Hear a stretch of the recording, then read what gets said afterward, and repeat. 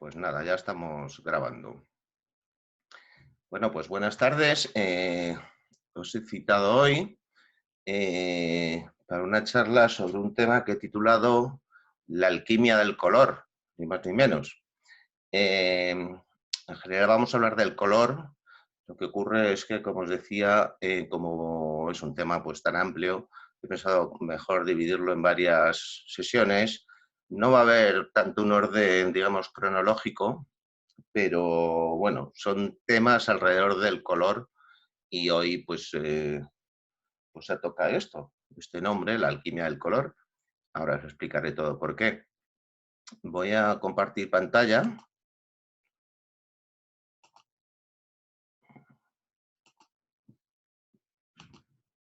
Vale, pues la alquimia del color. Ahí estamos. Muy bien. Bueno, pues ¿por qué la alquimia del color? Pues porque el acercamiento desde el que quiero hablar del color tiene algo mucho que ver con un concepto de color que, como tantos otros temas en nuestra cultura, pues ha perdido su componente, digamos, mágica, su componente sagrada incluso, y pues se ha convertido en un tema más pues de estudio por parte de la ciencia. Esto ha ocurrido es un proceso habitual en nuestra civilización, en Occidente, pues con todo, ¿no? Los números eran sagrados para los pitagóricos y ahora pues sencillamente parece que no sirven para hacer cuentas.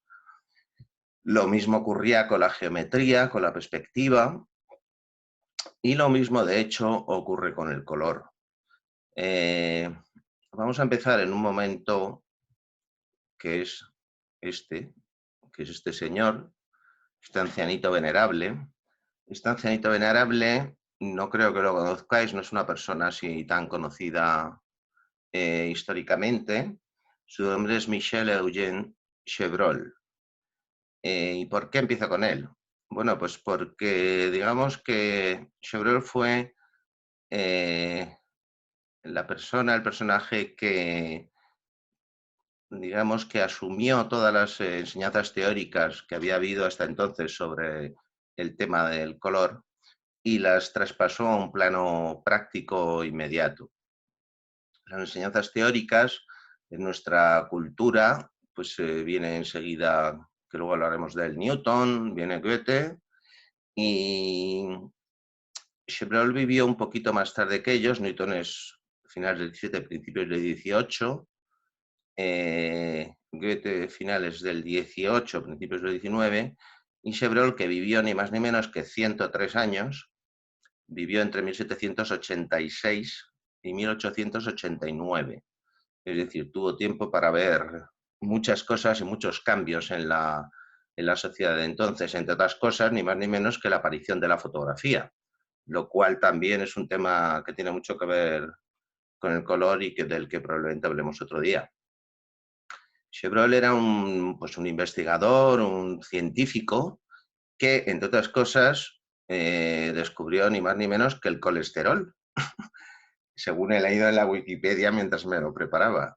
Pero lo que a nosotros nos interesa es su faceta como director del taller de tapices de los Gobelinos en París, en Francia, que sería un poco equivalente a pues, la fábrica de tapices aquí en Madrid. Y cuando entró a formar parte del equipo como director, se planteó la cuestión siguiente. Vamos a ver, el color, todos sabemos que tiene unas medidas que podemos llamar objetivas, es decir, todo en el universo son ondas electromagnéticas que inundan todo el universo, eh, y en concreto las que definen el color, los seres humanos y los animales, tenemos pues unos radares, unos sensores que nos permiten localizarlo y distinguir unos de otros. Eh, Esto sí, en principio, pues con Newton estaba muy claro en el sentido de que el rayo de luz blanca del sol atraviesa el famoso prisma y debido a la refracción de los diferentes rayos atravesando el prisma, la luz se descompone en sus componentes, es decir, eh, se descompone desde los colores rojos hasta los violetas, que son los que nosotros vemos. No vemos ni los infrarrojos ni los ultravioletas. Si bien esto es cierto, no es menos cierto que una cosa es la cuestión objetiva de la longitud de onda de cada color, de cada gama, y otra cosa es cómo el ojo lo percibe, que son dos cosas muy distintas. Porque el ojo es un sensor, ya hemos hablado alguna vez de este tema, quizás lo hablemos en otra ocasión, pero ahora sencillamente recordaros que el ojo está formado por unos sensores, que se llaman conos y bastones, que reciben y pueden procesar los colores llamados primarios, el amarillo, azul y el rojo, porque tenemos unos sensores que son los colores que determinan. Pero después también el ojo puede, digamos, percibir mezclas de estos colores.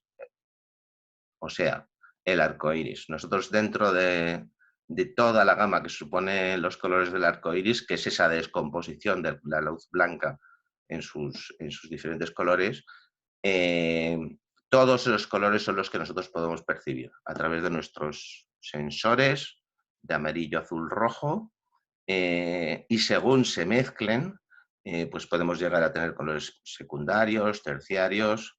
Recordáis que el amarillo, rojo y azul son los primarios y los secundarios, pues si mezclamos amarillo y azul tenemos verde, si mezclamos rojo y azul tenemos violeta, si mezclamos rojo y amarillo tenemos naranja. Esto es lo muy básico que ya seguro que os suena la historia. Pero la cosa es que el ojo no percibe los colores de forma, digamos, objetiva. Es decir, si nosotros tenemos un color y al lado tenemos un color más fuerte, el ojo va a percibir ese primer color de forma más suave, más pálida, menos potente. Y viceversa, si ese mismo color está al lado de un color más débil, ocurre lo contrario. El ojo lo percibe como si subiera de tono. Hay una cosa muy intuitiva que podéis pensar todas y que sin duda lo hemos visto miles de veces. Y, por ejemplo, yo ahora estoy mirando a mis ventanas, que hay mucha luz de sol fuera, inmediatamente lo que es la ventana en sí, lo de dentro, lo veo mucho más oscuro. Si dejo mirar a la luz exterior y sencillamente miro a la pared o a la propia ventana, la veo mucho más clara, ¿no? Entonces, esta es la clave del asunto en la charla de hoy. Es decir, cómo el color se ve de forma subjetiva. ¿Y por qué es tan importante este señor? Bueno, pues porque cuando él entró a formar parte del taller de los gobelinos y fue su director, se planteó que efectivamente tenían que hacer tapices y alfombras y demás a partir de colores, del color del hilo que estuvieran utilizando, pero él se dio cuenta, ya os he hablado de su faceta de científico en general, que el color resultante no dependía tanto de ese color en sí mismo, sino al lado del cual estaba ese color. Entonces esto dio lugar a lo que se llamó ley de contraste simultáneo, ahora entraremos en ella, que bueno, es una ley matemática relativa, porque viene a decir que efectivamente los colores cambian según qué color tengan al lado, pero claro, eso no es posible valorar con una fórmula matemática, precisamente por la subjetividad. Digamos que nunca sabremos cómo yo sé cómo veo yo, pero en realidad nunca podremos saber cómo ve otra persona. No nos podemos meter en sus ojos ni utilizar sus ojos. Entonces, bueno, pues dependiendo de infinitos factores que son no cuantificables, pues cada uno verá de una manera. Hay gente, por ejemplo, que tiene problemas de daltonismo, confunde rojo-verde, pero en general, sin tener ningún tipo de, digamos, enfermedad, dependiendo del tamaño de la pupila de cada uno, que deje pasar más o menos luz, cómo esa luz se transforma en color, etcétera, etcétera. Ya os digo que no es que haya una ley matemática, pero sí hay una ley general que efectivamente viene a decir que el color depende, es un efecto subjetivo de los objetos en función de cómo estén dispuestos, de la luz solar que haya en ese momento, de lo que haya alrededor, si hay más luz o menos, etcétera, ¿no?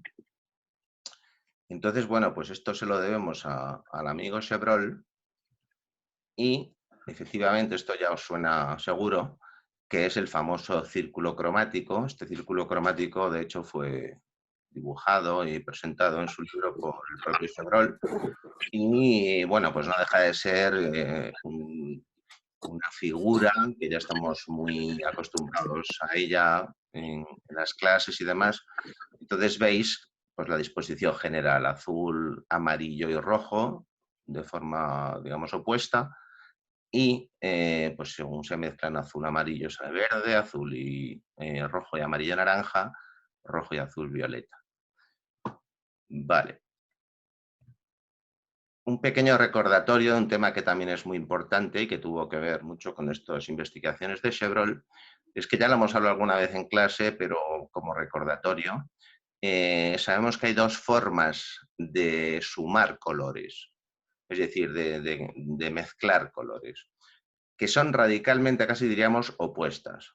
Una forma de mezclar colores es lo que hacemos en la paleta cuando pintamos, es decir, pones un poco de verde, un poco de azul, amarillo, lo que quieras, y el problema de eso es que si nosotros los mezclamos, como vemos en la parte de la derecha,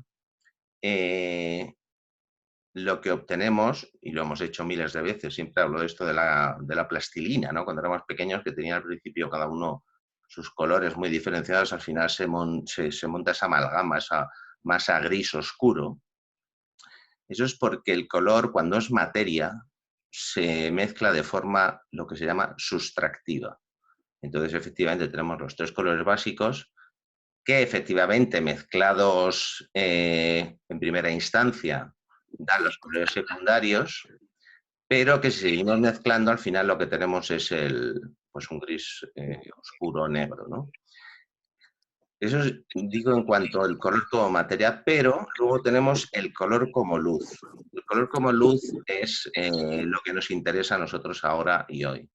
El color como luz significa que si nosotros la luz blanca la descomponemos a base del prisma famoso de Newton, efectivamente tenemos todos los colores, pero ese proceso se da de forma inversa también. Es decir, si nosotros mezclamos lumínicamente todos los colores, lo que obtenemos es el color blanco.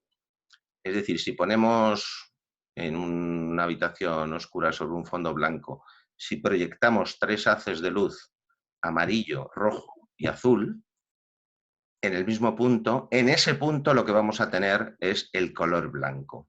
Esto se ve también, hay un experimento muy habitual que es, pues vienen todos los libros de estas cosas, digamos una Black and Decker, si ponemos ahí un círculo cromático en el aparato y le damos y gira a mucha velocidad, resulta que todos los colores desaparecen y se quedan blancos. No es que desaparezcan, sino que se quedan blancos, o sea, se queda blanco. Es decir, el color aditivamente como luz, como energía, como puro foco de luz, digamos, cuando se mezcla, es una mezcla aditiva y da lugar al color blanco. Entonces, ¿qué ocurre? Que claro, nosotros tenemos que, con materia, con colores físicos, matéricos, reproducir, digamos, colores ópticos, lo que vemos, ¿no? Al fin y al cabo. Entonces, ese paso es complejo y a lo largo de la historia del arte se ha resuelto de varias maneras. Una de ellas, os sonará mucho porque hablamos mucho de ella en las clases, es la famosa veladura. Es decir, yo puedo dar una veladura, una capa como un velo de un tono, el que queramos, un color, y cuando está seco metemos otra veladura de otro color, por ejemplo amarillo y azul, y efectivamente lo que vamos a obtener es un verde.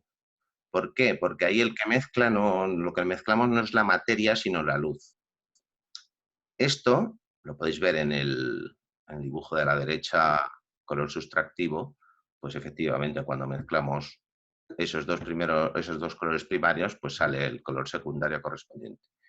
Eso que ocurre en la materia tiene otra forma también de conseguir, tiene otra forma también de conseguir esa mezcla óptica sin que los colores se destruyan entre sí. Y esa mezcla óptica, sin que los colores se destruyan entre sí, es precisamente la en que investigó Chevreul. Chevreul se dio cuenta de que efectivamente nosotros tenemos hilos de colores más o menos puros. Entonces, ¿qué pasa? Que si nosotros trenzamos hilos, por ejemplo, amarillos y azules, si no estamos muy cerca del tapiz, a poco que nos alejemos, el ojo ya no distingue el hilo azul y el hilo amarillo. Y lo que hace es hacer una mezcla óptica. Entonces ocurre que poniendo un color al lado del otro, no como veladura, sino uno al lado del otro, conseguimos ese efecto de mezcla óptica aditiva. Entonces, esto es lo que investigó Chevreul y por eso pues, se hizo tanto famoso. Huelga decir, que es lo que luego veremos, que a partir de ese punto es cuando se empezó a desarrollar lo que se conoce ni más ni menos como impresionismo. Luego entraremos en el tema, pero básicamente todos tenemos esa intuición de que el impresionismo pues, utiliza colores más o menos puros y es en la mezcla óptica de ver esos colores puros muy cerquita desde cierta distancia donde se consigue la mezcla de color. Entonces, esto pasa en el impresionismo, pero en una cosa mucho más digamos, de todos los días, los podemos ver en los carteles publicitarios y lo podemos ver en cualquier programa de estos de uso de color. Todos los colores se definen por el RGB o el CNMK, que son precisamente estos colores red, green, blue, cian, magenta, yellow, black.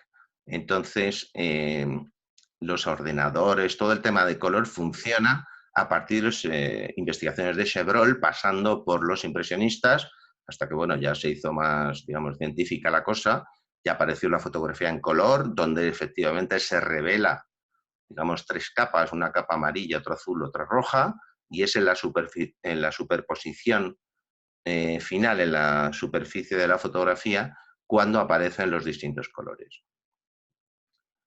Esto es como recordatorio para cosas que vamos a ver hoy.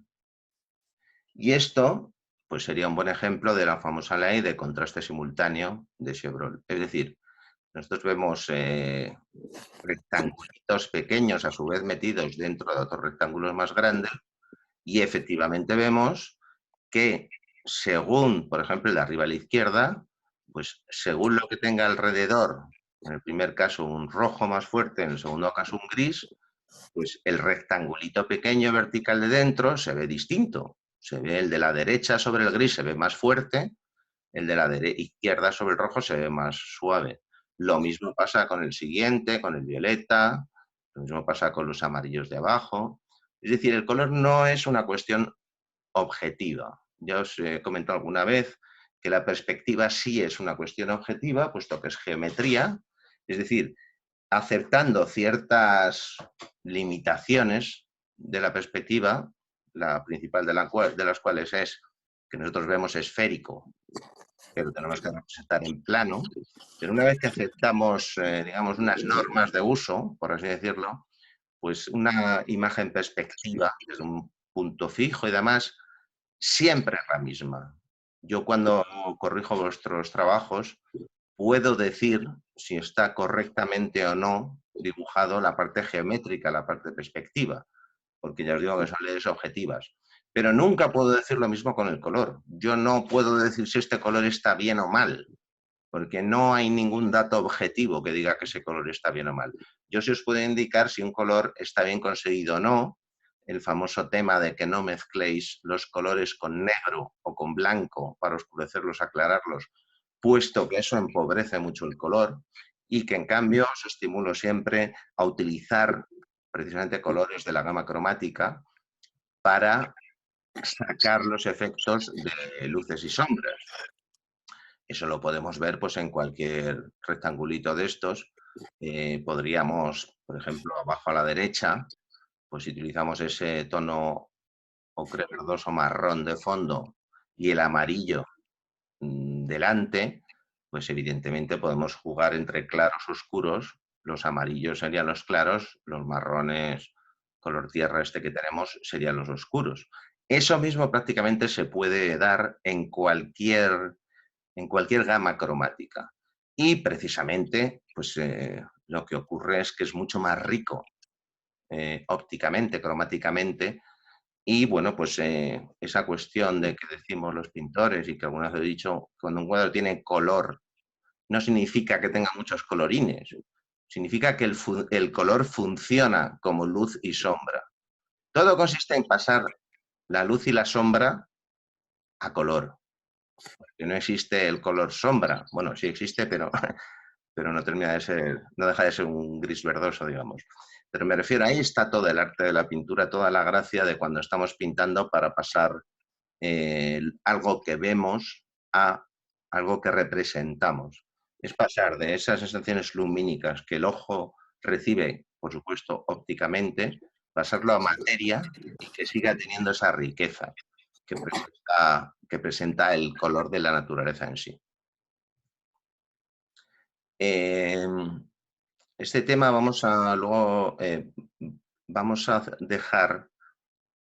Voy a hablar primero de esto de Chevrolet, luego voy a hablar de los antecedentes, que es interesante, y también quiero hablar de varios estudiosos, artistas y tal, que ya en el siglo XX siguieron las investigaciones de Chevreul una vez ya pasado, digamos, la fiebre del impresionismo, que prácticamente a todos los pintores de la época les influyó, una vez que ya aparecieron las vanguardias oficialmente, en el sentido de que a su vez estos diferentes caminos del impresionismo se abrieron para muchos campos, pues desde el cubismo hasta el fauvismo, todas estas cosas ya veremos en algún día que todo eso tiene su raíz en los pintores impresionistas.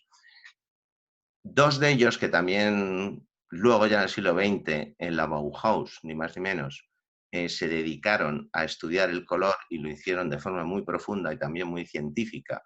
Y de hecho son las bases de todo el desarrollo del color en los ordenadores y demás. Son Joseph Albers y Johannes Itten, que son dos profesores de la Bauhaus que luego siguieron con su trabajo también creativo. Y esto es un ejemplo de juegos de color de Joseph Albers. Entonces, también podemos ver este efecto de, por un lado está el tema de que cambia el color en sí, pero también cambia la oscuridad con el que vemos el color en cualquiera de ellos. Arriba del todo, que no dejan de ser pues, tonos blanco, negro, grises, podéis ver que contra un fondo negro, el cuadradito gris es mucho más claro, que por supuesto es el mismo gris que el de la derecha del todo, y que lo vemos más oscuro, ¿no? Lo mismo ocurre con los violetas de la segunda fila y lo mismo ocurre con los rosas salmón de la tercera fila. Es decir, hay un cambio de color y un cambio cromático de qué tipo de color vemos y luego un cambio lumínico de la intensidad con la que vemos ese color. Y luego además tenemos un tema también pues realmente muy fascinante, que es como el color, según qué colores tenga al lado, ambos colores que están uno al lado de otro se refuerzan y se estimulan, digamos, cromáticamente, o al revés, se aplanan y no lucen, por así decirlo, ¿no? Podemos ver estos ejemplos que tengo aquí, donde, como veis, estamos jugando con un color y su complementario. ¿Qué es esto del complementario? Lo hemos hablado ya en clase, pero un breve recordatorio. Si nosotros juntamos en el círculo cromático, pues azul y amarillo tenemos verde, y enfrente del verde está el rojo. Bueno, pues el ojo es así, la naturaleza es así. Resulta que cuando ponemos un color y su complementario, entre primarios y secundarios sería verde y rojo, violeta y amarillo, y naranja y azul, que son los que tenemos aquí, verde, rojo, violeta, amarillo, en el último, y naranja y azul. Bueno, pues lo que hace cuando juntamos los colores complementarios es reforzar, recalcar la calidad de cada uno de los colores. Digamos, por el contraste que se crea entre ellos, se potencian. Esto también lo estudió Chevreul y se llamó pues, ley de contraste de complementarios. Yo os digo que son leyes, no son estrictamente leyes como las matemáticas, que hay una fórmula donde sabemos el resultado, sino que depende de infinitos factores, de la atmósfera, de la luz, de cómo sea nuestro ojo, del momento del día, de cómo iluminemos, pero sí que es obvio que se da esta ley. Entonces, Chevreul pues ya utilizó todos estos saberes para trabajar sobre tapices en los gobelinos y sacar toda esa riqueza y toda esa complejidad del color a la que estamos ya muy acostumbrados a partir del impresionismo, ¿no? Esto es lo que os decía, que más de un siglo antes había definido Newton. Es decir, si yo estoy mirando desde fuera una luz blanca que entra a través de un prisma de vidrio, de cristal, y debido a la refracción, igual que cuando metemos un palo en el agua se tuerce, parece que se tuerce, ¿no? Pues cada tipo, cada longitud de onda tiene un grado de refracción distinto. Entonces, cuando salen inclinados de diferente manera y lo que era luz blanca a la entrada del prisma es el arco iris a la salida del prisma. Precisamente Newton viene a cuento por esto de la alquimia del color, porque resulta que Newton practicaba la alquimia. Y Newton practicaba la alquimia no... Es decir, el concepto este de que esos saberes alquímicos, mágicos y demás, pues son cosas, bueno, de brujos, de casetas de feria, de magos y todo esto. Esto se estableció más tarde. En aquel momento, lo que era la alquimia y lo que eran todas estas ciencias que hoy día quedan fuera del campo estricto de la ciencia, en realidad se seguían desarrollando en paralelo lo que entendemos hoy día por ciencia. Lo que entendemos hoy día por ciencia nace aproximadamente en el siglo XVI-XVII. Pero el ser humano, por supuesto que ha estudiado la naturaleza desde sus comienzos. Tenemos, yo qué sé, pues estudios de astronomía de los sumerios, en el que se sigue basando, en el que se sigue basando mucha de nuestro conocimiento del medio. Sin ir más lejos, los sumerios tenían un solo valor para medir tiempo y espacio, ni más ni menos, acercándonos a Einstein. Y esto que parece tan extraño, de hecho lo utilizamos todos los días. Primero porque medían en ángulos, o en su forma de medir era sexagesimal, no era centesimal, no eran potencias de 10. Y por eso, por ejemplo, los relojes miden 60 minutos, los minutos 60 segundos. Pero es que cuando estamos midiendo ángulos, decimos 25 grados, 3 minutos y 2 segundos. Es decir, también en la geometría se utiliza el mismo sistema sexagesimal que de hecho utilizaban los sumerios. Entonces es un saber que primero no es en absoluto descalificable porque no sea estrictamente científico, según lo entendemos, y segundo y sobre todo en el caso de la luz, precisamente no es objetivable porque es subjetivo, es decir, porque no se puede llegar a una fórmula matemática. ¿Qué ocurre? Que en el prisma de Newton nosotros podemos ver desde fuera cómo esos colores se descomponen, pero eso no quiere decir que nuestro ojo vea así, o sea, que nuestro ojo vea con esa objetividad, porque lo que nosotros estamos viendo es un experimento científico fuera de nosotros, no el experimento científico, entre comillas, que hacemos nosotros con nuestro ojo para ver.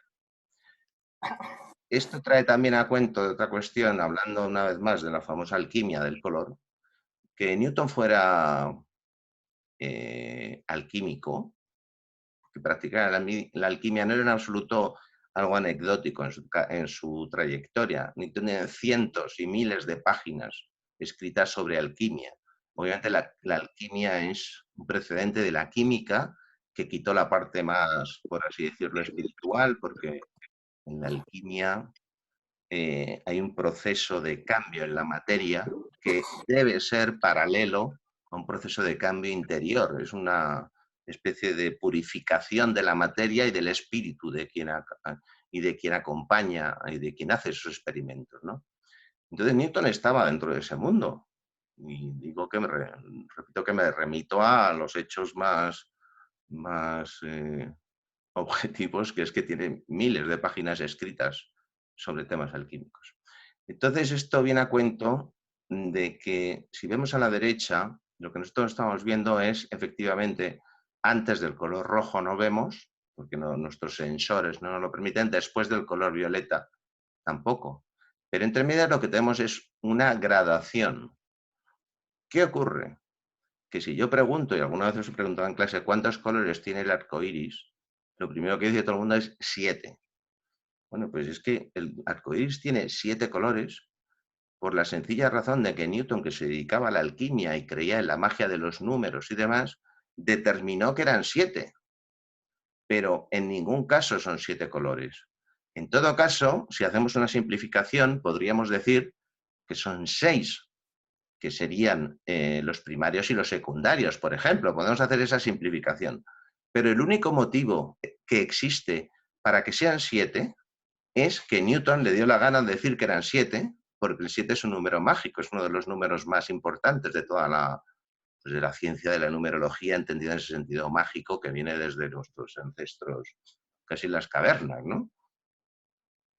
Entonces ya vemos que este tema del color tiene mucho, digamos, de magia. Primero, no es aprehensible objetivamente, no es medible objetivamente.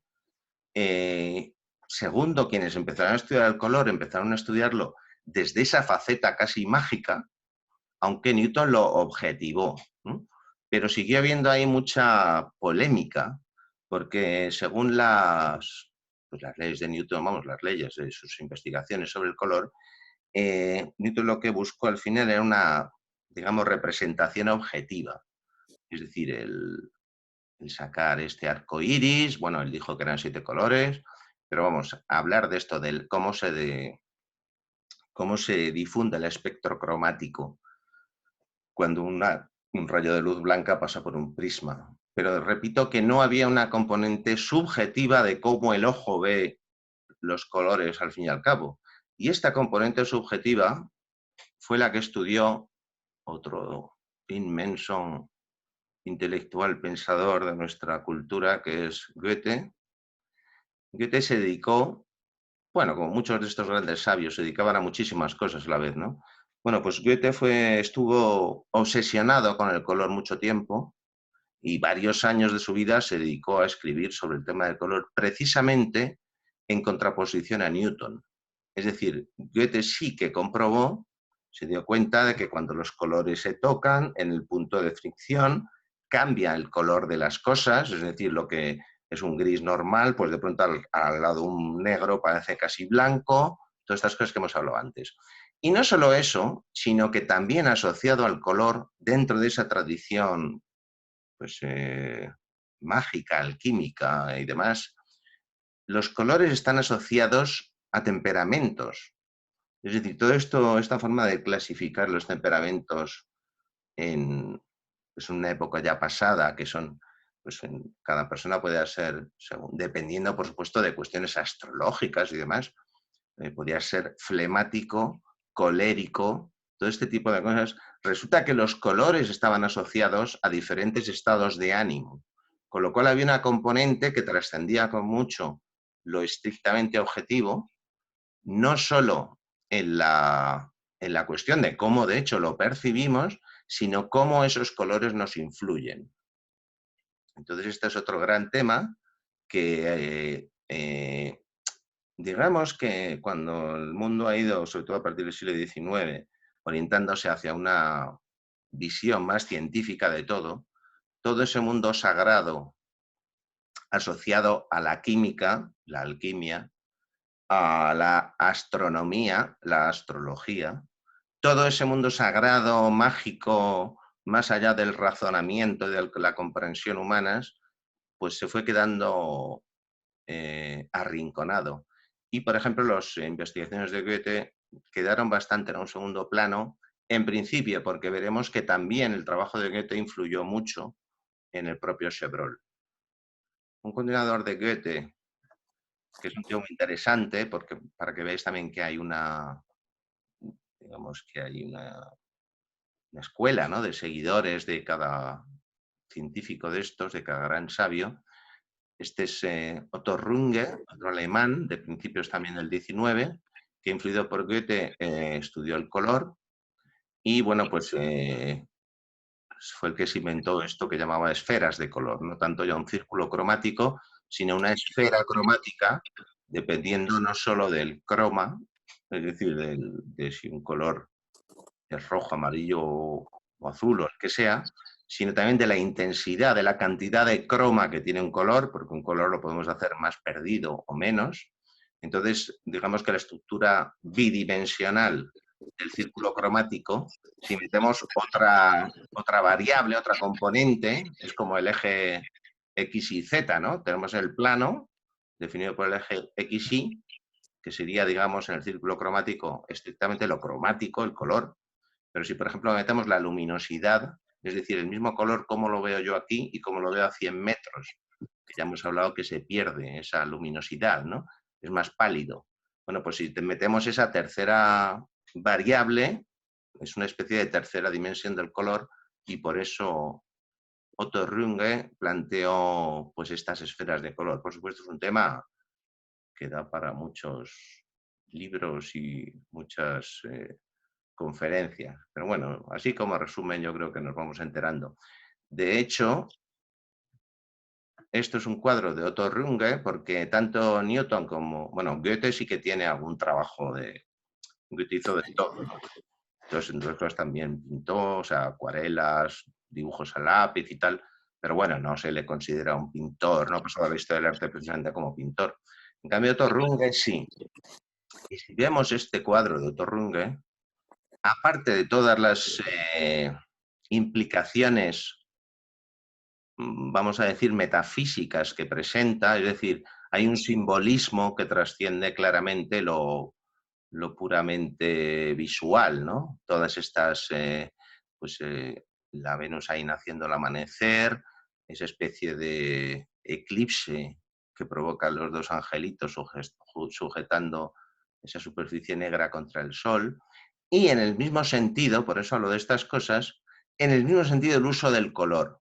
Veíamos que en Goethe el color tiene una componente espiritual, y entonces lo que intentó hacer Runge es, digamos, aplicar de forma práctica esa concepción del color en la pintura, no ya tenerlo como un ejercicio teórico, sino como que a ver qué pasa cuando pintamos con ello, ¿no?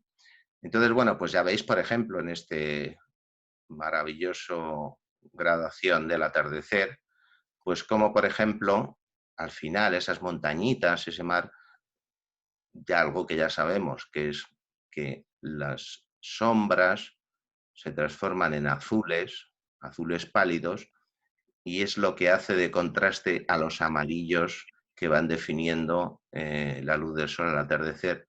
Y como ese amarillo pasa por una fase un poquito casi rosácea y termina siendo azul también y cada vez más oscuro, ¿no? Incluso la propia figura femenina esta, pues tiene la parte en luz son amarillos naranjas, pero si nos acercáramos la parte en sombra son azules violetas, ¿no? Entonces, esta otra forma de definir el color, y no solo por hacerlo más claro o más oscuro, sino por jugar con lo que hemos hablado del contraste simultáneo, del contraste de los complementarios, y digamos, no olvidemos esa faceta alquímica, mágica del color, que está en la base de su, o sea, la gente que investigó sobre esto, tanto Newton, que ya os he dicho que practicaba la alquimia, Goethe, eh, contaban con un componente espiritual del color, y ese componente espiritual, digamos que con el positivismo típico del 19, pues se fue perdiendo y se pasó a volar el color pues como los números, ¿no? Como un instrumento útil, pero sin ningún tipo de sacralidad asociada, como podían tener los propios números con los pitagóricos, por ejemplo. Y hablábamos de lo del 7, los colores aleatorios en Newton, pues ese concepto mágico de los números, por lo que Newton decidió que los el arco iris tiene 7 colores. Sí tiene 7 colores. De hecho, una cosa entre paréntesis muy interesante, que hay representaciones de arco iris a lo largo de la historia de la pintura. Bueno, pero vamos, de los grandes, de Rubens, de mucha gente. Bueno, pues ningún arco iris antes de Newton, ningún arco iris representado antes de Newton tiene 7 colores. Y por supuesto no se corresponden con los colores ortodoxos del círculo cromático. Es decir, hay arcoíris con 2, 3, 12 colores. Entonces es una cuestión tan subjetiva, y eso es lo más importante, porque hay una componente, por supuesto, psicológica muy interesante y que es parte de esto. Es decir, no es solo matemáticas, como vemos, que es que cuando nosotros miramos al arcoíris, es que de hecho vemos 7 colores. Quiere decir, como nos han dicho que son 7, nosotros vemos 7. Y si le preguntas a un niño que no piensa más allá de lo más inmediato y le han dicho que son 7 colores, y dice, sí, mira, amarillo, naranja, rojo, verde, azul, añil y violeta. Y le salen 7. Cuando en realidad nunca, no son 7. Es una gama infinita, de infinitas pequeñas variaciones que van del rojo al violeta. Vale, he traído, ya hablaremos de otros pintores, de otras épocas, de otras cosas que han pasado en la historia alrededor del color, pero he traído un solo ejemplo, que es digamos, el pintor impresionista por antonomasia, el más ortodoxo, entre comillas, porque una cosa que ya veremos otro día es que lo de la ortodoxia de los estilos es una cosa muy relativa. Porque esto es un pintor impresionista, es Claude Monet.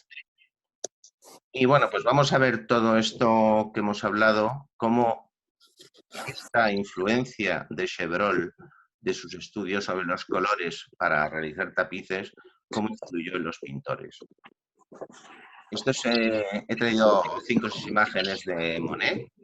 Entonces, la primera es un trabajo de muy primera época y, bueno, pues aprecia fácilmente en que aún no hay ese juego de color impresionista. De hecho, es un cuadro que, salvando las distancias, pues tiene la misma gama cromática que podía tener cualquier cuadro, cualquier paisaje a partir del Renacimiento. Es decir, los cielos... los cielos... Oye, ¿hay alguien con micrófono encendido? Suenan cosas. No, hay No tiene mayor importancia. Si ahora, Carmen, tú has dado, eso es, mejor en silencio. No, es que sigo sonando cosas, no sé si alguien que se incorporó luego ha activado su micrófono o lo que sea. Bueno, no pasa nada. Entonces, lo que decía, que esta gama cromática de este cuadro, pues es que podíamos encontrarla en cualquier cuadro a partir del siglo XVI, por los arbolitos en verde, más o menos oscuro, pero dentro del verde, los azules más o menos oscuros, pero dentro del azul. Efectivamente hay contrastes. En este árbol grande, más redondeando el primer plano, vemos que donde da el sol, el verde vira un poquito al amarillento, pero sigue siendo básicamente verde. Y en la zona oscura es un verde oscuro, pues no sé si mezclado con propio negro o al menos con tonos terrosos, digamos. No existe esa variedad de color a la que dio lugar el impresionismo, ¿no? Que dio lugar Chevreul con todas sus investigaciones. Si pensamos, pues me viene hasta los jardines de Villa Medici de Velázquez, que la gama de color es muy parecida a cualquier paisaje holandés del siglo XVII. Por supuesto, todo el trabajo de los pintores paisajistas del XVIII, Claudio de Lorena, todos estos, están en unas gamas muy parecidas a esto. No hubo un gran cambio en cuanto al color hasta el siglo XIX. De igual manera que lo estoy hablando de Tiziano, decía que prácticamente la forma de pintar de Tiziano, pues es que llega hasta el primer Picasso, hasta la época azul y rosa, con pocas variaciones, porque es utilizar la pintura, digamos, con una definición geométrica muy clara o a base de manchas, y luego ya el ojo, una vez más, es el que sintetiza. Pues eso pasó con Tiziano. Con el color, digamos, la quiebra es un poco antes, es con el impresionismo, es con las investigaciones de Chevreul y cómo los pintores, luego llamados impresionistas, porque ellos evidentemente no eran conscientes de estar, entre comillas, creando un estilo, pero vemos este, muy famoso, y vemos que es un paso intermedio. Si vemos el anterior, solo hay verdes y azules, básicamente.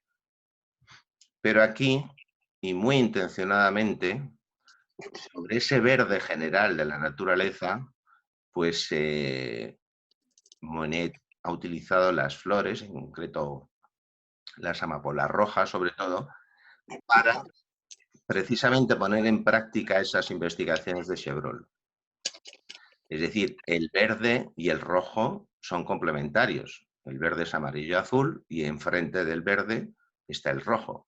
Bueno, pues es que efectivamente el rojo ese destaca mucho más sobre el verde que, por ejemplo, si fijáis en otros, porque este fondo, este paisaje, en realidad tiene muchísimos colores. Tiene ocres, azules, pero amarillos, rosas, en fin, muchos colores. Pero ¿cuáles son los colores que a bote pronto a primera vista nos llama la atención? El rojo, ¿no? Pues ¿por qué? Porque precisamente es el complementario. Eso pasará en estas tardes, atardeceres maravillosos de Madrid. Los fotógrafos dicen eso de la hora bruja, cuando el color se exacerba más. Es decir, a mediodía hacemos la foto de un monumento y nos queda como triste de color, ¿no? O sea, el negro muy quemado, el blanco muy quemado, pero no hay riqueza de color. En cambio, al atardecer surge esa riqueza de color y paseando estos días pues, por diferentes sitios, hay ahora muchas rosas o flores rojas, que es impresionante cómo al atardecer destacan contra el verde. Fijaros, porque eso es precisamente el asunto. Una flor roja que tampoco siempre destaca, pero no tanto, a estas horas parece como que es un faro rojo, ¿no? Entonces, en estos paseos que nos damos al atardecer estos días, fijaros en cómo juegan los colores de las flores contra el fondo general verde y cómo, por ejemplo, pues una flor o una parte de la planta que no tenga un color tan vivo y que sea un tono verdoso azulón no destaca tanto sobre el verde general como puede destacar un rojo, ¿no? Total, este es un primer acercamiento de Monet a, al mundo del color. En cambio, fijaros, por ejemplo, que todo el cielo pues apenas ha salido de la gama de azules. Hay un poquito de violeta arriba a la derecha, lo cual quiere decir que ya ha metido un tonito rojizo. Pero básicamente, en cambio del cielo, e incluso en todos los árboles de fondo, pues seguimos manteniendo la gama básicamente verde, para entendernos. Por supuesto, Monet siguió investigando y traigo estos dos retratos de mujer con sombrilla para que veamos, bueno, una cosa que en general es muy encomiable de cualquier pintor, es cuando se pone a repetir esquemas o, digamos, no hace investigaciones nuevas, sino que ya una vez que sabe que un cuadro le funciona porque lo vende bien, pues lo repite, como funcionaban yo que sé, en el barroco, por ejemplo, que había modelos y el propio maestro, los aprendices, se dedicaban con pequeñas variaciones, lo que sea, pero a repetir un modelo. Bueno, pues aquí vemos justo lo contrario, un tema prácticamente idéntico o muy parecido, pues como, que es una cosa también tan de los impresionistas debido a esta influencia de Chevreul, cómo Monet investiga con un momento de luz de día muy parecido, pero cómo investiga los diferentes tonos y cómo investiga cómo funcionan los diferentes tonos según al lado de qué estén, ¿no? Pues, por ejemplo, en el paraguas izquierdo, en el cuadro de la izquierda, el interior del paraguas, que claramente está, digamos, en sombra, pues es un verde, pero es que es verde, verde, no hay negro, como podía haber incluso en el paraguas de la derecha, que hay un tono oscuro que mata más el color, pero es que la riqueza de las sombras cuando se trabaja en un color, pues aquí tenemos un muy buen ejemplo, ¿no? Tenemos el verde del interior del paraguas, La zona del vestido que no da la luz del sol directamente, que esa sería pues prácticamente blanco puro, pues son unos rosas azulados que no dejan de dar esa sensación de media tinta, de zona en sombra.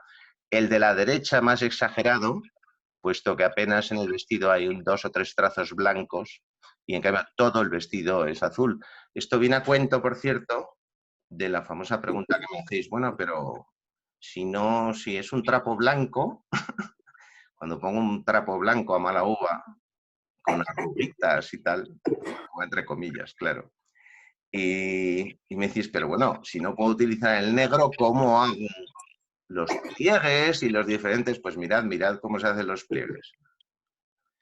Huelga a decir que toda la parte de abajo, fijaros que el de la derecha es más clásico, entre comillas, de forma de administrar el color. Sigue primando esos tonos verdes generales. En cambio, el de la izquierda empezamos ya a jugar con el color de una forma mucho más libre. Y, por ejemplo, los tonos más verdes o oscuros se reservan a la izquierda para las zonas de sombra del verde.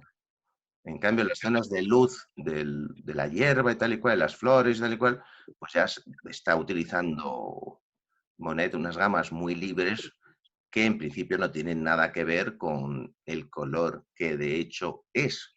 Pero es que el color nunca es. El color no es objetivo. Nosotros, cualquier objeto no tiene, no, digamos, el color no es intrínseco a un objeto. Una naranja no es naranja porque hay algo dentro de la naranja que sea naranja, sino porque la piel de la naranja absorbe todos los rayos del sol de la luz blanca, menos precisamente los rayos naranjas. Entonces, lo que hace la naranja es despedir aquello que no absorbe. Y aquello que despide, que no absorbe, que es los rayos naranjas, son los que nosotros vemos de la naranja. Precisamente, casi podríamos decir al revés. El color de un objeto es precisamente el que no está dentro del objeto. Porque todo el resto de colores los ha absorbido el objeto. Entonces, cualquier color, cualquier objeto que cojáis, precisamente vemos el color que ese objeto rechaza. Cuando pintamos algo de rojo, pues es una imprimación que absorbe todos los colores menos el rojo. ¿Qué ocurre con el negro? Pues que el negro absorbe todos los colores. Y por eso no lo vemos negro, porque no rechaza ninguno. Y por eso, por cierto, en verano no conviene vestirse de negro, porque absorbe más colores, o sea, más calor. Absorbe todos los rayos, no rechaza ninguno. En cambio, el blanco ocurre lo contrario. Nos vestimos de blanco y entonces, como el blanco rechaza todos los colores, al final se termina viendo blanco, por mezcla óptica de todos los colores que rechaza. Entonces hay una cuestión práctica muy intuitiva, eso de que cuando vayas en verano no te vistas de negro porque te vas a torrar, ¿no? Vale, pues uno de los experimentos más extremos y por supuesto más maravillosos de Monet fue estas vistas de la Catedral de Rouen y precisamente para estudiar la subjetividad del color y de la visión según los momentos del día, ¿no?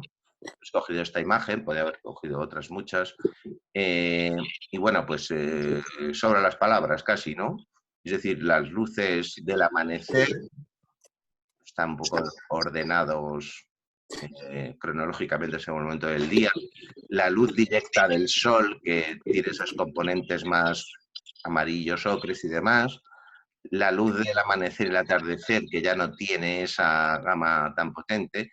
Por supuesto, si nos acercáramos a cualquiera de ellas, las zonas en sombra están resueltas con color, ya se intuye en los primeros, por ejemplo, todos esos azules fuertes o azules ocres que determinan los puntos de sombra, pues no dejan de ser puro color, no es añadir negro a un color, ¿no? Todo esto lo llevó Monet a un límite, casi que... Esto quería hablar, estaba pensando en esta primera charla sobre el tema del color, cómo lo orientaba, iba a hablar de otros pintores y sobre todo una cosa que también enlaza con alguno de los temas que me comentasteis que os interesaban, pues es cómo aparecen las vanguardias, por qué. Bueno, pues es que hay una conexión muy directa entre la aparición de del cubismo, del expresionismo.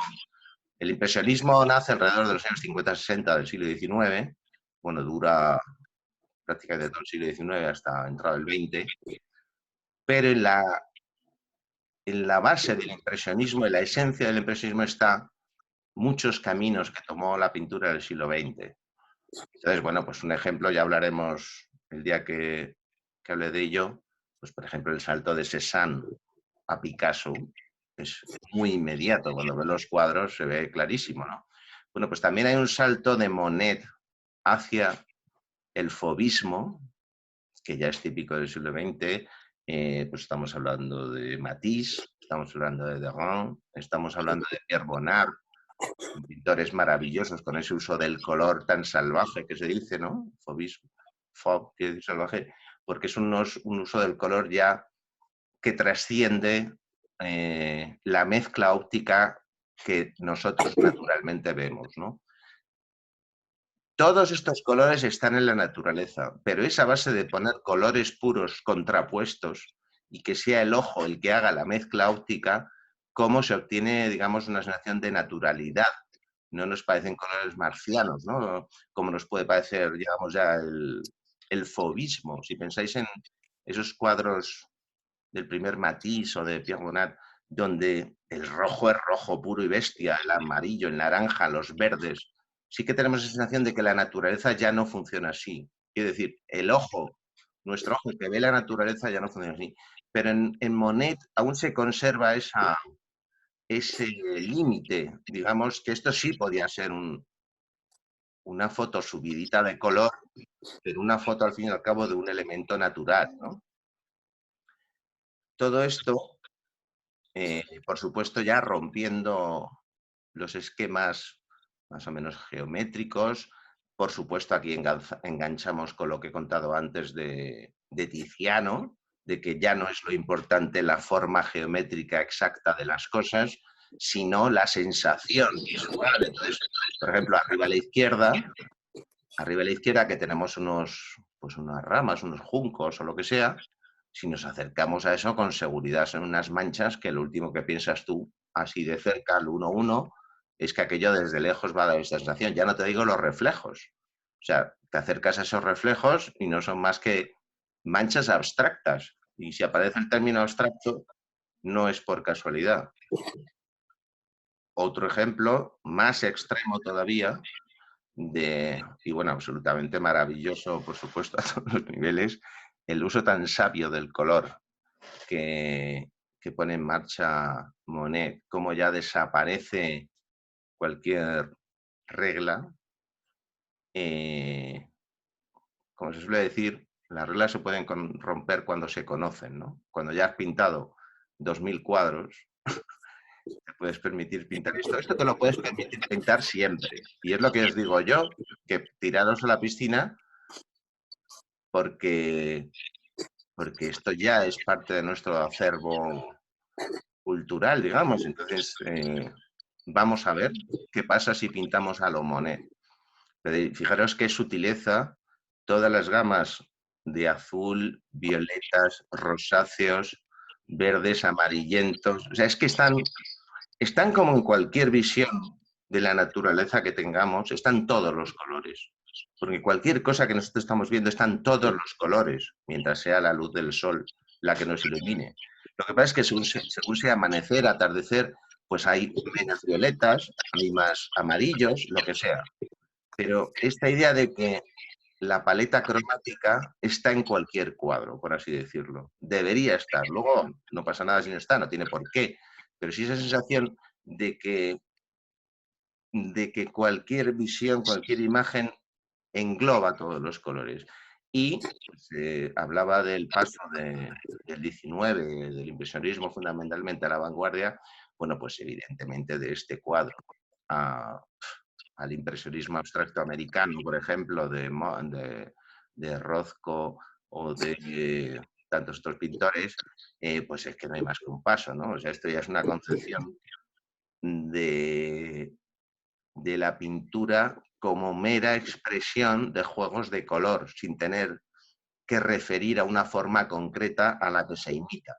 Aquí aún tenemos, pues, una especie de líneas blancas que es como sabemos y conocemos la obra de Monet, deducimos que son nenúfares en un lago, pero lo deducimos porque conocemos la obra de Monet. Si tú ves esto por primera vez, dices, pues esto es un cuadro de color maravilloso de manchas, pero no tenemos ni idea lo que es, ¿no? Entonces este es uno de esos saltos, o una de esas... Las cosas no aparecen, muy raramente aparecen porque sí, ex nihilo, por generación espontánea. Incluso las rupturas de la vanguardia no aparecen porque sí. Los pintores vanguardistas, de hecho muchos de ellos tienen cuadros que primero son impresionistas, aprendieron de estos pintores, aprendieron de los... O sea, los pintores vanguardistas aprendieron, por supuesto, o sea, de pues, todos, Picasso, Degray, Matisse, todos aprendieron de estos maestros impresionistas que, pues, que estaban trabajando cuando ellos empezaron a pintar. Y pues otros dos ejemplos donde ya más allá, porque si vemos aquí no deja de haber una, digamos, referencia a colores naturales, ¿no? Hay un punto donde no deja de ser algo que podemos ver en una superficie de un lago. Pero ya si miráis este, sobre todo el de la derecha, es claramente como un antecedente del fauvismo, ¿no? De ese uso que hacen ya otros pintores como Matisse, Degray, del color, donde ya no hay una referencia ni siquiera a la realidad según la vemos.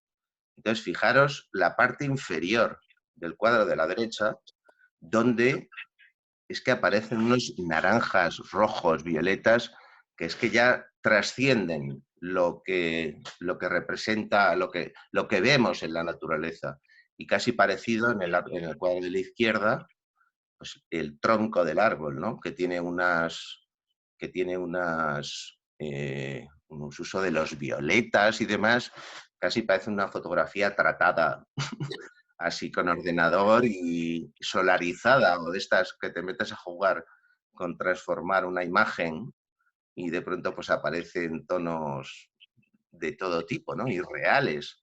Pues es que estamos al borde de eso ya con este cuadro. O sea, ya con el cuadro de la derecha es que ya no hay forma. O sea, ya no hay una forma reconocible, y no solo en la forma, sino en cuanto a los colores. El cuadro de la derecha, por otro lado, podría ser un trozo de una textura de un cuadro de Tiziano, y no exagero, porque os decía que hasta prácticamente el cubismo, hasta Picasso, la forma de pintar, esa forma suelta que se desliga del concepto del objeto, y entonces hay una línea muy clara que delimita un objeto, y dentro de ese objeto ya jugamos a luces y sombras. No, esta forma de pintar donde es la propia pincelada, vista desde lejos, la que nos puede hacer sintetizar una forma, una idea, un árbol, unas ramas. Esto sigue siendo, por supuesto, Monet, pero donde ya no es Tiziano, en ningún caso, es en la gama de color, en cómo se utiliza el color. Esta sí que es la gran ruptura de los impresionistas, basado en Chevreul, como os estaba diciendo. Y bueno, para acabar, porque ya os digo que no quiero que sean tampoco charlas demasiado largas, pues fijaros, esto ahora que vemos, pues si, vamos a ver, para entender, claro, si tú llegas del impresionismo y te dicen, porque Monet vivió hasta 1920, creo. Entonces, si te dicen que este señor Kandinsky viene del impresionismo, tú dices, pero ¿a qué va a venir del impresionismo? Esto no tiene nada que ver, ¿no? Bueno, pues si recordamos al principio esos esquemitas de colores complementarios y todo esto, pues es que eso es lo que está, esto que estoy marcando aquí con el cursor. Hay un punto donde ese juego de colores complementarios lo cuenta aquí Kandinsky así, por supuesto. En esta zona que estoy marcando ahora están esas veladuras, esos contrastes de complementarios, todo lo que hemos estado hablando. Por supuesto, en los fondos, cómo juega aquí el azul, perdón, el violeta este y el amarillo, es muy parecido a cómo jugaba el violeta y el amarillo en los trajes de la mujer esta que pintaba Monet, la mujer con la sombrilla. Estaba jugando con violetas y amarillos. Entonces, hay mucho, no hay una ruptura, digamos, ontológica, ¿no? O sea, no es que ahora hagan otra cosa. Siguen haciendo pintura, lo que pasa es que ya viendo a sus maestros, cómo sus maestros se han ido desligando de la obligación de que aquello se parezca a la realidad, entre otras cosas, y ya hablaremos también otro día, porque ya para eso está la fotografía, la pintura se libera de esa esclavitud representativa, pero los métodos de la pintura, es decir, las formas, los colores, la forma de mezclar los colores, tal, siguen siendo los del siglo XIX. Y luego pues pasaron otras muchas cosas. Kandinsky es el que ha pasado la historia, aunque luego veremos que es falso, como el primer pintor que pintó un cuadro abstracto. Entonces, bueno, pues es un poco coger los elementos que estaban en el aire, los análisis cromáticos de Chevreul, las investigaciones sobre la pincelada de los impresionistas y quitarle la parte figurativa realista.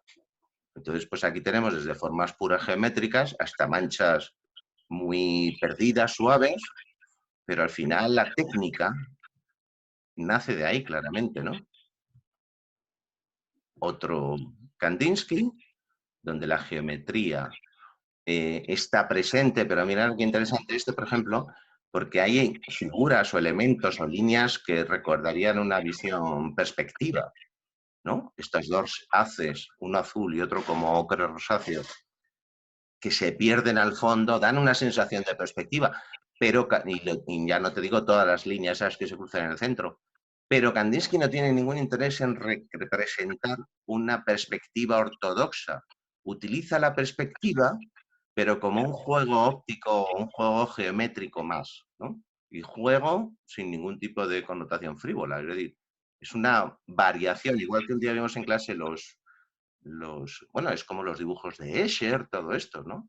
Por supuesto que han estudiado perspectiva, lo único que la utilizan de otra manera. Entonces, estos dos cuadros de Kandinsky son muy interesantes porque luego ya es una ruptura cualitativa trascendental respecto a lo impresionista, digamos, pero nace de ello.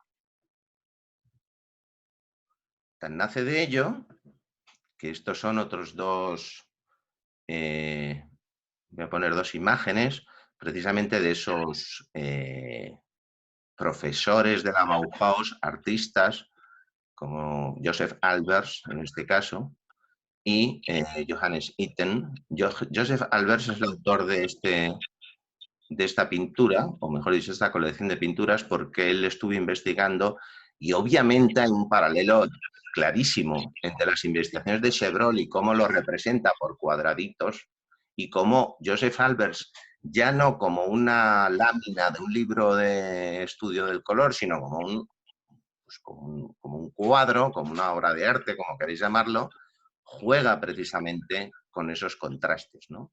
Y de hecho Albers es uno de los que recupera toda una visión mística del color que, digamos, que había quedado prácticamente barrida por la vanguardia, o más bien desde el impresionismo, ¿no? Pues tiene textos maravillosos donde habla de pues eso, del color como lo espiritual. De hecho, hay un libro, fijaros, un libro de Kandinsky, pues uno de sus libros más famosos, tiene 2 o 3 libros, uno se llama De lo espiritual en el arte. Entonces, el color es una forma de, bueno, eso, hay cosas tan obvias, todos sabemos, pues un color verde puede ser relajante, un color naranja chillón puede ser excitante, un color oscuro puede dar miedo, un color claro da tranquilidad, todas estas cosas que ha estudiado y sigue estudiando pues toda la cuestión de la Gestalt, del color y tal, por supuesto que eso está ahí y que viene, repito, porque os acordáis que en el círculo cromático de Goethe es que ponía flemático, colérico, tranquilo, nervioso, asociado a colores, ¿no? Eso que está tan estudiado ya hoy día y se sigue estudiando, porque es la base, entre las cosas, de la publicidad, de cómo nos pueden hacer comprar un producto.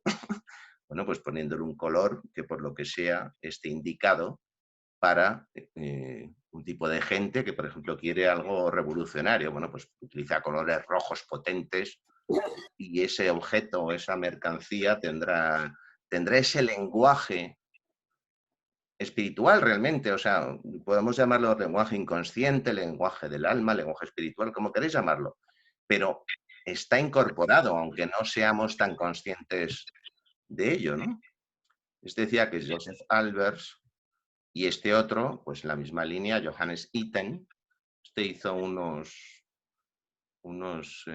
figurines para coreografías y bailes y demás que hacían en la Bauhaus, súper cachondos, todos con formas geométricas. Y obviamente los colores partían de sus estudios del color. Y por resumir, pues yo qué sé, fijaros en la cuarta fila, perdón, en la tercera fila, el rojo contra el naranja y el rojo contra el verde. Bueno, pues evidentemente es el mismo rojo, evidentemente. Entonces, contra el naranja apenas destaca y queda como perdido. Y contra el verde, exactamente igual que las amapolas de Monet, pues llama muchísimo la atención, ¿no? Bueno, y para terminar, quería ahora hablar de dos mujeres, porque efectivamente la historia del arte, en la famosa historia del arte de Gombrich, ya pasó a la historia, entre otras cosas, aparte porque es muy buena y demás. Pero también ha pasado la historia porque no hay una sola mujer artista en todo el libro, que es la historia del arte, ¿no? Entonces, bueno, hay dos personajes muy importantes en la vanguardia y una vez más, como ocurre en el 27 de Poesía España, pues que había toda una generación del 27 femenina, María Teresa León, Carmen Conde, en fin, Rosa Chacel, Maruja Mayo, por supuesto, pintora, pues en la vanguardia pictórica internacional también ocurre lo mismo. Esta mujer se llama Sonia Delaunay y es mucho más conocido su marido, Robert Delaunay, aunque parece ser, no es que se copiaran ni nada, sencillamente pues que estaban trabajando en temas parecidos, pues el trabajo de Sonia Delaunay quedó muy arrinconado en mucho tiempo y en cambio el que pasó a la historia más fue Robert Delaunay. En cambio a Sonia le acaban de, hace unos años en el TISE, una exposición muy buena, precisamente recuperando ese valor suyo en el estudio del color, y a los hechos me remito, ¿no? A la imagen me remito. Y de hecho Sonia Delaunay trabajó con, digamos, retomando el espíritu de Chevreul, trabajó con texturas en tapices. Hay unos trabajos maravillosos de Sonia Delaunay con imágenes. Esto sería pues una selección de sus tramas y sus patrones formales para los tapices, ya llevado totalmente a lo abstracto, digamos, absorbiendo de ahí toda la cuestión de la vanguardia, de, de dejarnos, de tener que referirnos a una realidad visible, y vamos, esquemas lineales, arriba pues triangulitos, líneas en zigzag, en fin, un uso abstracto, pero estos son, repito, fragmentos de tapices donde evidentemente ella está jugando ya con todo esto que empezó a estudiar del Chevreul sobre el famoso contraste simultáneo. Es decir, no es lo mismo poner un verde al lado de un azul que de un rojo, que de un negro y demás. Esta es una artista maravillosa. Y para acabar, quiero reivindicar a una mujer que yo descubrí hace muy poco y que es una absoluta sabia del color, pero es que además, para colmo, esta mujer no sé si llegó a vivir en el siglo XX. Es decir, su trabajo es finales del XIX. Se llama Hilda af Klint, Klint, como el pintor vienés Gustav Klimt, pero en vez de una M de Madrid, una N de Navarra. Si buscáis Hilda af Klint, pues sale ella. Bueno, pues esta mujer en Suecia, creo que es sueca, se dedicó absolutamente por libre, fuera de todos los movimientos vanguardistas.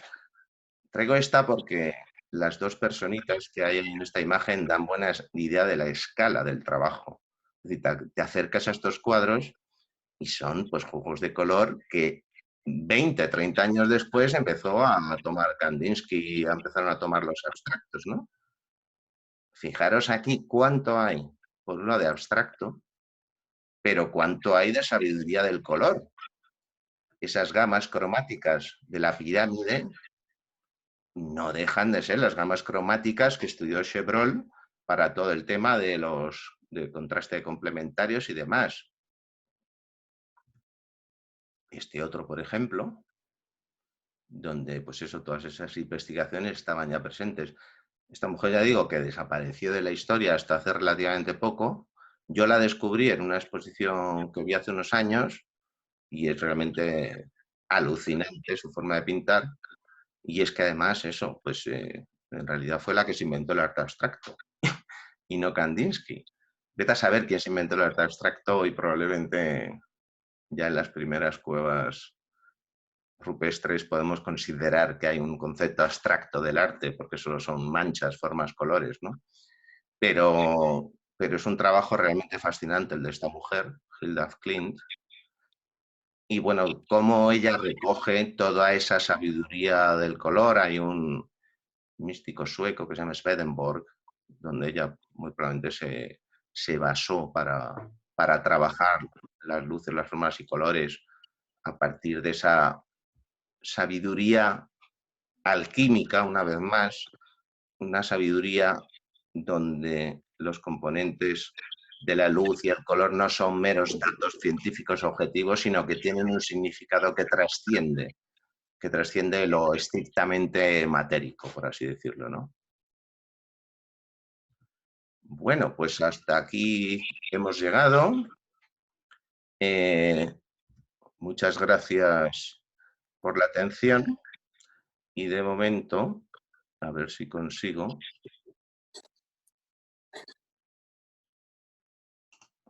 lo que quiero hacer ahora. Ah, que estoy en pantalla, dejar de compartir. Perfecto. Y